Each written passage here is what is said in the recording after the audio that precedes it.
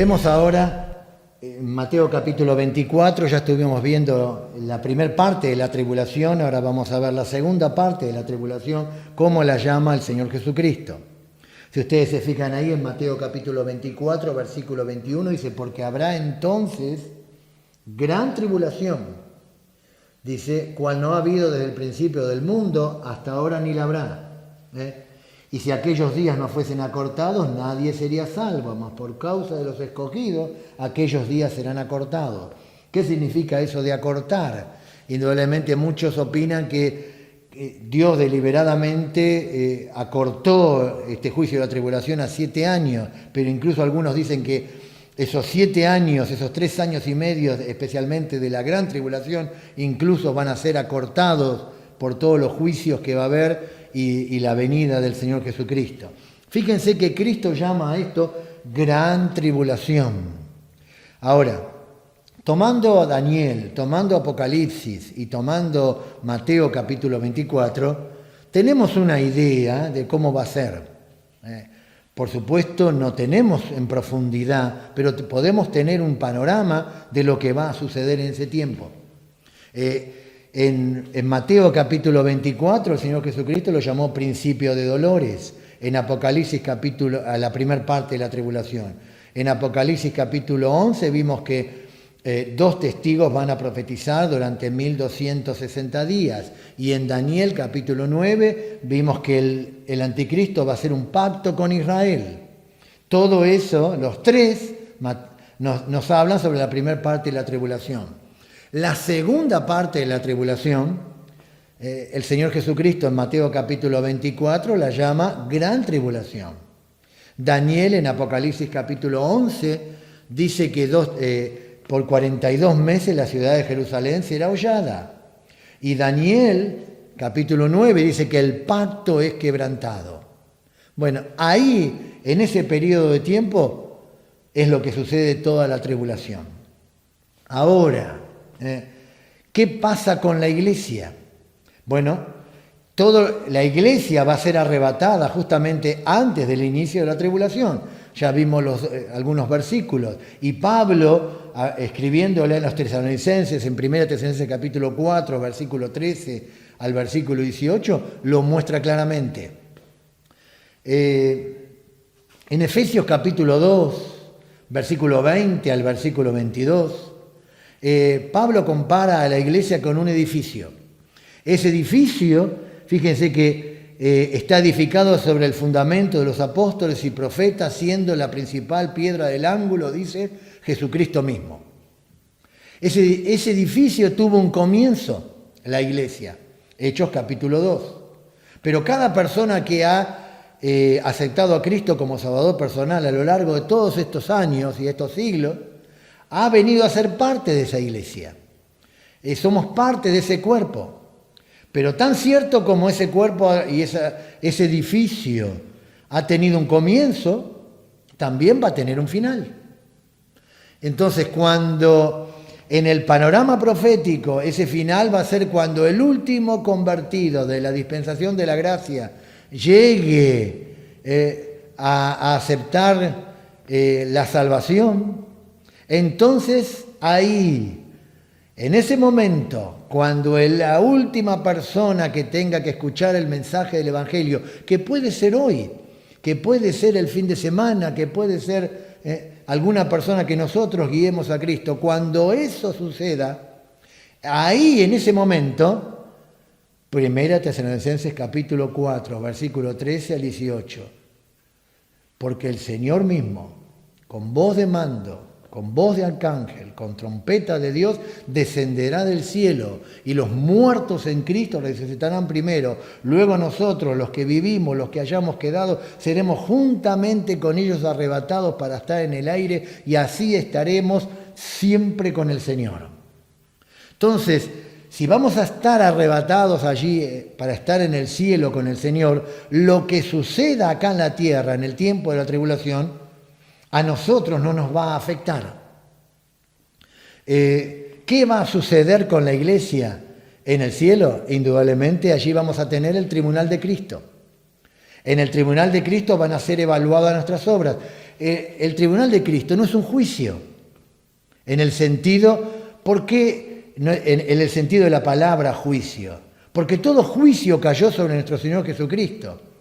Al que no conoció pecado, por nosotros lo hizo pecado, para que nosotros fuésemos hechos justicia de Dios en él. O sea, el juicio que debía caer sobre nosotros cayó sobre Cristo. Entonces, nosotros en el tribunal de Cristo no vamos a ser juzgados, vamos a ser evaluados.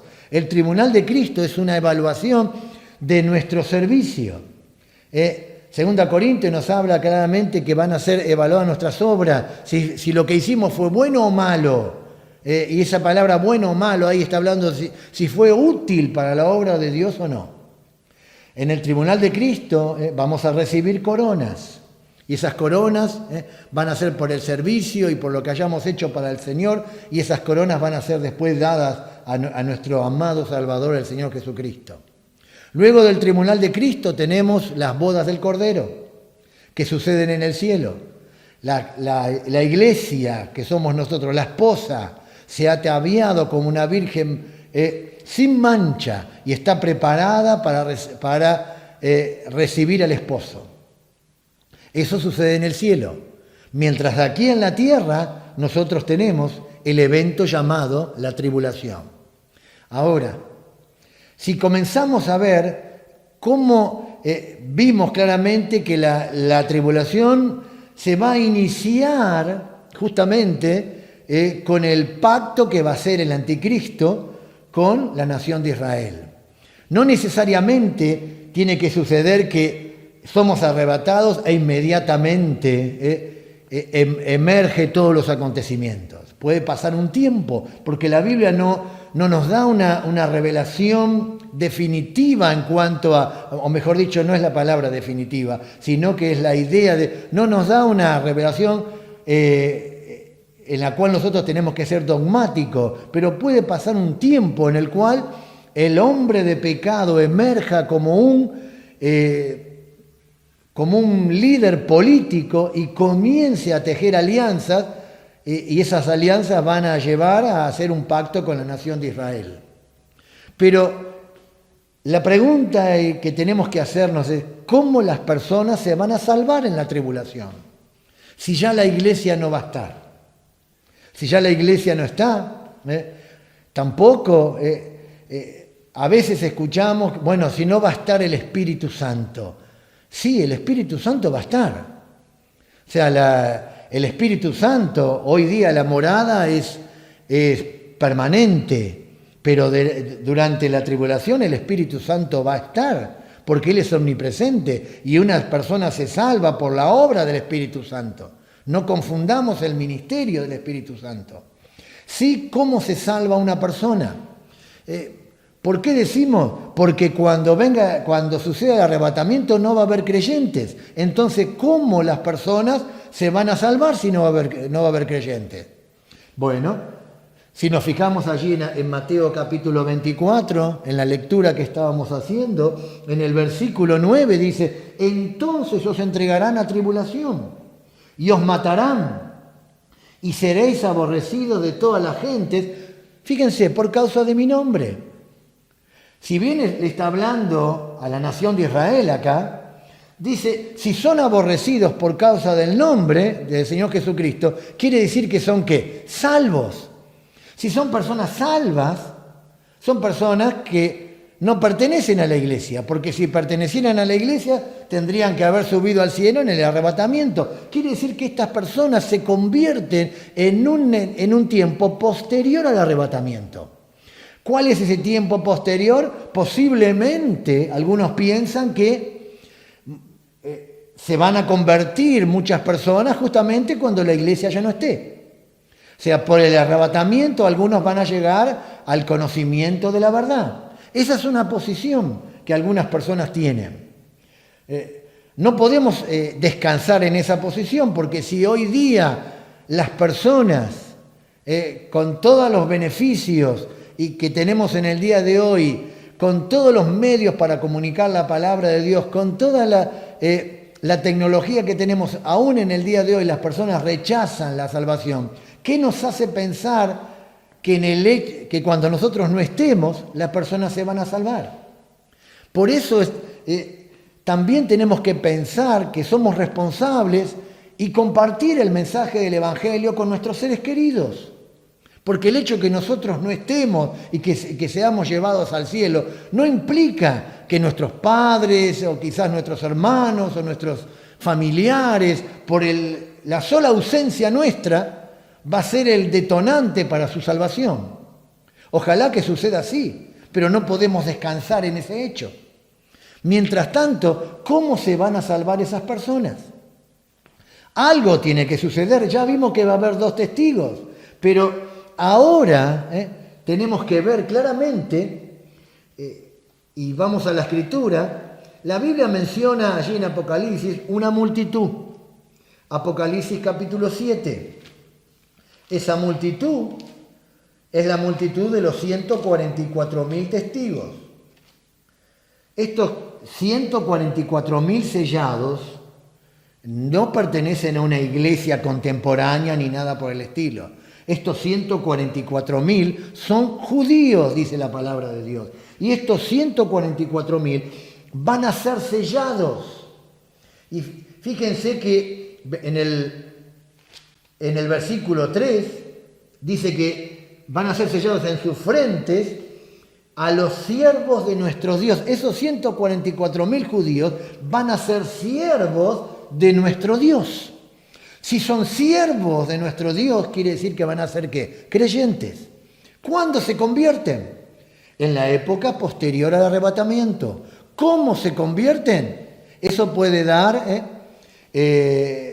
podemos deducir algunas posiciones. Quizás se convierten, por el arrebatamiento. Quizás se convierten de alguna manera al no estar mal sus seres queridos, pero también muchos se van a convertir. La conversión en mi posición, vuelvo a repetir, es lo que yo pienso, es que estos 144.000 se van a convertir de una manera muy similar a la que se convirtió Pablo. Pablo se convirtió camino a Damasco, y estando camino a Damasco se encontró con el Señor Jesucristo. Vio una luz, escuchó una voz y obedeció un mandato. La conversión de Pablo fue un modelo para la conversión de estos judíos. Estos judíos, de alguna manera, el Espíritu de Dios les va a revelar y les va a mostrar a Cristo, y ellos van a conocer a Cristo. Ahí van a ser sellados, y estos 144.000 judíos van a comenzar a predicar el mensaje, junto con los 2 testigos que ya vimos en Apocalipsis capítulo 11. Ellos son las primicias, son los primeros de los convertidos. ¿Por qué? Porque ahí Dios va a llevar a cabo el propósito que tenía con la nación de Israel. El propósito de Dios con la nación de Israel era que Israel llevara el Evangelio a todo el mundo. Y en su desobediencia Israel no lo hizo, pero en la tribulación lo va a hacer. Estos 144.000 van a ser sellados para Dios. Es interesante después ver que el anticristo también sella a sus seguidores. También vamos a ver al falso profeta y también vamos a ver al diablo mismo. Claramente ahí vemos la Trinidad satánica. El diablo lo que más puede hacer es imitar la obra de Dios. Nunca va a poder hacer una obra. La única obra de Satanás es hurtar, matar y destruir. Pero acá vamos a ver que estos 144.000 van a estar sellados y van a comenzar a predicar. En ese tiempo las personas se van a convertir. Le van a predicar a todas las personas. En ese mismo tiempo, el anticristo como figura política ya hizo el pacto con Israel. En ese pacto Israel ya reconstruyó su templo, está ofreciendo sacrificios y hay una aparente paz. Ahí tenemos que ubicar también todos los juicios que aparecen en la primer parte de la tribulación. No implica que la primer parte de la tribulación va a ser una época tranquila. Si ustedes leen Apocalipsis capítulo 6 van a ver claramente los juicios de Dios en ese tiempo. En Apocalipsis capítulo 6 tenemos la primera serie de juicios. Parecería ser muy enigmático, sellos, trompetas y copas. Pero en realidad es una sucesión, una secuencia de juicios. Los sellos suceden en la primera parte de la tribulación. Las trompetas y las copas suceden en la segunda parte de la tribulación. Si ustedes comparan los sellos, van a ver claramente que los sellos de la primera parte de la tribulación concuerdan claramente con las palabras del Señor Jesucristo en Mateo capítulo 24, versículo 1 al 8, porque son los mismos juicios. En Apocalipsis capítulo 6, versículo 2, dice que he aquí un caballo blanco y el que lo montaba tenía un arco y le fue dada una corona y salió venciendo. Y para vencer, este caballo blanco no es el Mesías, es el anticristo que aparece en la tribulación. Y fíjense que tiene arco, pero no tiene flecha. ¿Por qué? Porque va a ser un personaje político que a través de alianzas va a buscar la paz y va a proclamarse como una eminencia, no solamente primero en el sentido político, pero después lo vamos a ver que también en el sentido religioso. El Señor Jesucristo había dicho en Mateo capítulo 24, versículo 5, porque vendrán muchos en mi nombre diciendo yo soy el Cristo. El caballo blanco es justamente el anticristo. En Apocalipsis capítulo 6, versículo 4, está hablando del caballo bermejo. En Mateo capítulo 24, versículo 6 y versículo 7, dice que habrá guerras y rumores de guerra. Después en Apocalipsis capítulo 6 habla del caballo negro. El caballo negro habla de hambre. Mateo capítulo 24, versículo 7. Y así cada uno. Apocalipsis capítulo 6, versículo 8. El caballo amarillo. El caballo amarillo habla de ¿qué? De muerte. Mateo capítulo 24, versículo 7. Habrá hambre y peste. Este caballo va a traer pestes y va a traer hambre. Y claramente, y cuando abrió el quinto sello, vi debajo el altar las almas, los que habían sido muertos por causa de la palabra de Dios y del testimonio que tenían. Mateo capítulo 24, versículo 9. Os matarán. ¿Quiénes van a ser muertos? Los 144.000 judíos van a comenzar a predicar. Y como resultado de eso, muchos van a llegar al conocimiento de la verdad. Muchos van a ser salvos. Pero después vamos a ver algo, que a la mitad de la tribulación algo va a suceder. Por supuesto, vuelvo a repetir, hay mucha más información. Acá estamos simplemente dando un panorama, un vistazo general. Pero a la mitad de la tribulación algo sucede. Hay una batalla allí. En realidad el anticristo no tiene nada que ver, en realidad es Dios quien derrota a los ejércitos de Gog y Magog. Esto es una referencia a Rusia. Y como resultado de eso, el anticristo ahora sin ninguna nación que pueda hacerle de alguna manera frente a su poder político que él había adquirido en nuestros primeros 3 años y medio y las alianzas que ha hecho, Rusia era una amenaza para ellos, emerge a la mitad de la tribulación y no solamente se proclama como un personaje político, ahora se proclama como un personaje religioso.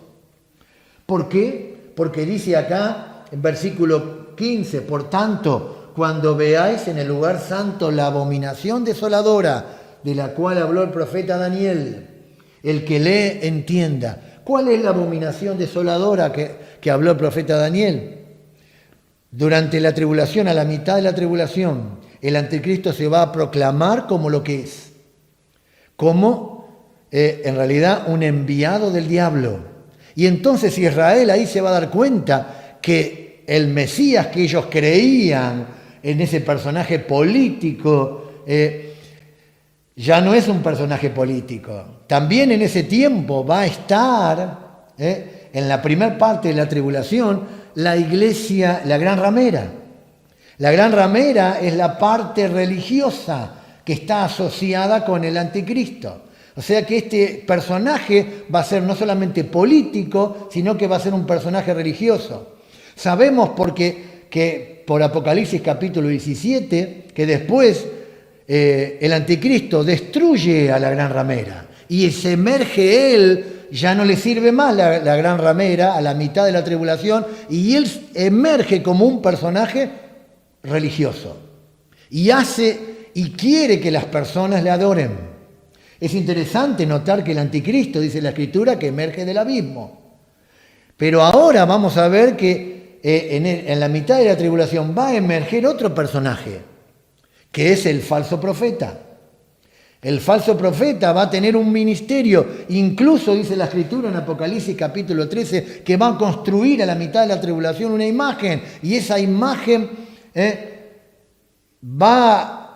por algún truco va a hacer que hable, y entonces toda la gente va a adorar a la imagen, y no solamente eso, va a colocarle una marca a las personas en la frente y en las manos. Es el famoso 666. El 666 es la máxima capacidad que el hombre tiene. Nunca va a poder llegar el 7 es el número de Dios, y el 666 en realidad se han dado tantas explicaciones de este nombre, o de este número, perdón, pero en realidad lo que podemos decir es que el 666 va a ser la máxima capacidad que el hombre puede llegar, y va a estar representado en el anticristo. Un líder político, un líder religioso, y ahora un líder controlado por el mismo Satanás. Y ahí Israel, en la segunda parte de la tribulación, Israel va a comenzar a ser perseguido. Ahí va a suceder que muchos van a comenzar a morir. ¿Por qué? Porque Satanás imita. ¿Se acuerdan que yo le dije que él imita la obra de Dios? Entonces, él va a sellar a las personas. En realidad es el falso profeta quien hace que nadie pueda comprar ni vender si no tiene esa marca. Imagínense las restricciones que va a haber. A todo eso tenemos que sumarle los terremotos, el hambre, las pestes que sucedieron en la primer parte de la tribulación, lo que sucede a la mitad de la tribulación, la cantidad de personas que van a morir. El mundo va a estar completamente convulsionado. Es más, dice la Escritura que los hombres van a desear la muerte y la muerte va a huir de ellos. A pesar de todo eso, las personas, dice la Escritura, no se van a arrepentir. Algunos, por el mensaje de esos 144.000, muchos van a creer en el mensaje del Evangelio. Pero ahora, esas personas que van a creer en el mensaje del Evangelio van a tener que demostrar su salvación por sus obras. ¿Por qué por sus obras? Porque van a tener que jugarse la vida en muchos momentos. Porque por ser cristianos no van a recibir la marca de la bestia. Entonces en esos 3 años y medio, para muchos van a dar su propia vida, pero no todos van a morir.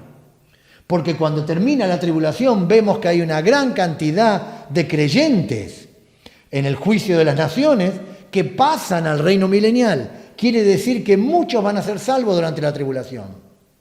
Esos 144.000 judíos que comenzaron predicando el Evangelio, en Apocalipsis capítulo 14, los vemos en el cielo. Quiere decir que ya terminaron su obra. Y al terminar su obra, fueron llevados al cielo. Apocalipsis capítulo 14. Fíjense que ¿cómo lo llama la Escritura? En Apocalipsis capítulo 7 vemos que son 144.000 judíos. Pero después, en Apocalipsis capítulo 7 lo vemos en la tierra. Pero en Apocalipsis capítulo 14 los vemos en el cielo. Quiere decir que ya han terminado su obra. Ya han proclamado el mensaje del Evangelio. ¿Y cómo sabemos que personas se van a convertir por el ministerio de estos 144.000? No solamente porque hay personas salvas a la finalización de la tribulación, sino porque Apocalipsis capítulo 7 nos dice claramente, fíjense, versículo 9 al versículo 17, está hablando de una multitud. En versículo 1 al 7 habla de 144.000, pero ahora del 9 en adelante habla de una multitud. Y fíjense que esta multitud que está fíjense, versículo 9, después de esto miré y he aquí una gran multitud, la cual nadie podía contar, de todas naciones y tribus y pueblos y lenguas, que estaban delante del trono y en la presencia del Cordero, vestidos de ropas blancas y con palmas en las manos. Y clamaban a gran voz diciendo: la salvación pertenece a nuestro Dios, que está sentado en el trono y al Cordero. Fíjense que esta multitud no es la iglesia. ¿Y por qué decimos que no es la iglesia? Porque la propia Escritura lo dice. Pero esta multitud no son judíos tampoco, porque son de todos los pueblos, naciones, tribus y lenguas. Quiere decir que muchas personas en la tribulación se van a salvar. Pero fíjense que muchos van a morir, porque los que se salvan en la tribulación, después los encontramos en el cielo. ¿Y cómo sabemos que son de la tribulación? Versículo 14. Yo le dije: Señor, tú lo sabes. Y él me dijo: estos son los que han salido de la gran tribulación y han lavado sus ropas y las han emblanquecido en la sangre del Cordero. Claramente los 144.000 van a testificar. Los dos testigos van a hacer obras increíbles. Increíbles. El evangelio se va a predicar. ¿Qué evangelio se va a predicar? Mateo capítulo 24, el evangelio del reino. ¿Qué significa eso? El rey viene. Ese evangelio se va a predicar. Las personas, los judíos van a comenzar a predicar que el rey que viene es el rey que murió en la cruz del Calvario. Uno se salva reconociendo a Cristo como Salvador personal. Es la autoridad en su vida. Y como resultado de eso, muchos van a ser salvos y muchos van a morir. Muchos, absolutamente muchos van a morir. Apocalipsis capítulo 14 nos dice claramente que esta multitud ahora está en el cielo. Claramente en el cielo. En la segunda parte de la tribulación, el diablo, por medio del anticristo, el diablo a la mitad de la tribulación es lanzado del cielo, dice la Escritura, y entonces va a perseguir a Israel. Y sucede una serie de juicios. Ahí tenemos las trompetas y las copas en la segunda parte de la tribulación, hasta la finalización de la tribulación. Apocalipsis capítulo 19, Zacarías capítulo 14. Y ahí tenemos lo que sucede como la batalla de Armagedón. Armagedón, la palabra Armagedón significa la montaña de Meguido. Allí uno encuentra, ahí en Meguido, encuentra justamente el valle de Jezreel. Allí va a ser esa batalla. Cuando cuando el anticristo y sus ejércitos persigan a Israel, y como resultado de eso Israel sienta que ya va a ser destruida por completo, allí en esos momentos, Apocalipsis capítulo 19, Mateo capítulo 25, Mateo 24, perdón, aparecerá la señal del Hijo del Hombre en los cielos. Y entonces, Mateo capítulo 24, versículo 29, e inmediatamente después de la tribulación de aquellos días, el sol se oscurecerá, la luna no dará su resplandor, y las estrellas caerán del cielo, y las potencias de los cielos serán conmovidas. ¿Qué es lo que está diciendo? Los cielos se van a abrir. Eso es lo que está diciendo. El cielo se va a abrir y va a venir el Señor Jesucristo. Apocalipsis capítulo 19. Allí tenemos la batalla de Armagedón.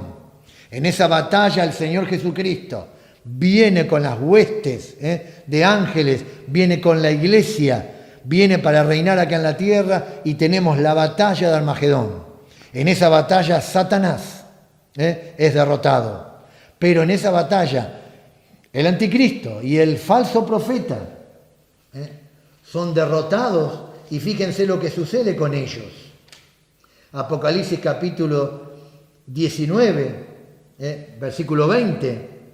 Y la bestia fue apresada y con ella el falso profeta que había hecho delante de ella las señales con las cuales había engañado a los que recibieron la marca de la bestia y habían adorado a su imagen. Estos dos fueron lanzados vivos dentro de un lago de fuego que arde con azufre. Ese es el infierno. Y después vamos a estudiar un poco más sobre el infierno. El diablo no está en el infierno, porque el infierno están ellos justamente comenzando, porque después en Apocalipsis capítulo 20 el diablo es confinado al abismo. Vamos a ver claramente qué es lo que sucede. El anticristo y el falso profeta son lanzados al infierno, al lago de fuego. Esta es la muerte segunda, dice la Escritura. En nuestro próximo estudio vamos a ver, acá tenemos un panorama profético y sin duda hay mucho más, Sin duda tenés preguntas, ¿qué va a pasar con aquellos? ¿Qué va a pasar con esto? Pero el objetivo de esta materia es que tengas una vista panorámica, porque entendiendo algo, el concepto y el panorama de lo que sucedió en la tribulación, vamos a poder entender lo que ahora viene más, de ahora en más. Entendiendo qué pasó en la tribulación, vamos a poder ver cómo se inicia el reino milenial. Entonces, en nuestro próximo estudio vamos a continuar con la dispensación de la gracia.